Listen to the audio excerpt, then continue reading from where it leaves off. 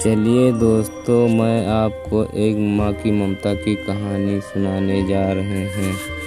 एक रात मनोज बाबू अपने पत्नी मोना के साथ शादी की पार्टी से अपने घर लौट रहे थे। रात ज़्यादा होने की वजह से कोई सवारी गाड़ी नहीं मिल रही थी। मनोज बाबू का घर मुश्किल से 3 किलोमीटर की दूरी पर देहरादून के एक पहाड़ी गांव में था। मुसीबत ये थी कि महीना सावन का था और ऊपर से जोरों की बारिश भी हो रही थी और उन्हें अपने घर पहुंचना भी ज़रूरी था। अतः उन दोनों पति पत्नी ने पैदल ही घर जाने का निश्चय किया। मोबाइल की टॉर्च की मध्यम सी रोशनी में वो दोनों आगे बढ़ने लगे।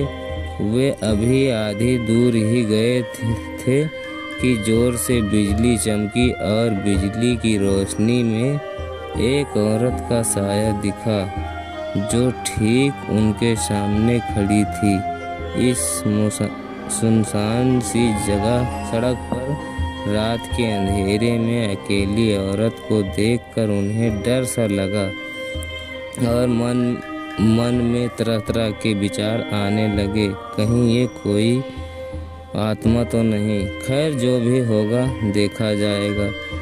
ऐसा सोचते हुए उन दोनों ने अपने कदम आगे बढ़ा दिए, लेकिन बिजली बार बार लगातार चमकने लगी थी और उस बिजली की चमक में वे औरत को दूर से ही साफ साफ दिख रही थी। वो औरत उन्हें रुकने का इशारा कर रही थी। उसे देखकर मनोज बाबू की पत्नी की वो हालत खराब हो रही थी, लेकिन मनोज बाबू को अब लगने लगा कि ये औरत शायद कोई मुसीबत में है। मनोज बाबू जब रुके तो वह औरत उनके साथ हाथ जोड़ते हुए बोली, भाई साहब प्लीज़ मेरी मदद कीजिए। तेज़ बारिश और पहाड़ी ढलान होने की वजह से मेरी गाड़ी एक्सीडेंट हो गया है। मेरी गाड़ी इस पहाड़ी ढलान से नीचे गिर गई है।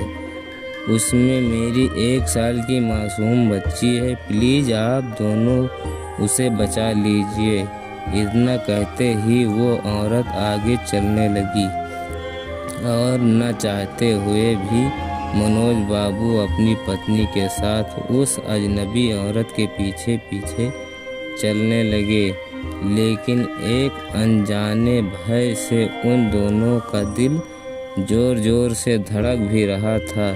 जैसे ही वे दोनों पहाड़ी से नीचे उस गाड़ी के पास गए तो उन्होंने देखा कि गाड़ी में एक प्यारी सी बच्ची, मासूम बच्ची रो रही है।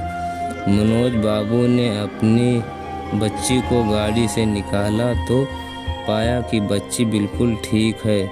मनोज बाबू ने उस बच्ची को अपनी पत्नी के गोद में दे दिया। फिर मनोज बाबू को लगा कि ड्राइवर की सीट पर भी कोई है।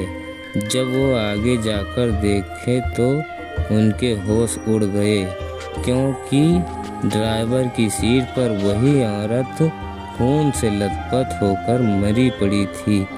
मनोज बाबू को अब सब कुछ समझ में आ गया था। वे दोनों पति पत्नी को अपने गोद में लेकर अपने घर की तरफ आगे बढ़ गए। रास्ते में उनकी पत्नी ने उनसे पूछा, और औरत कौन थी? फिर वो और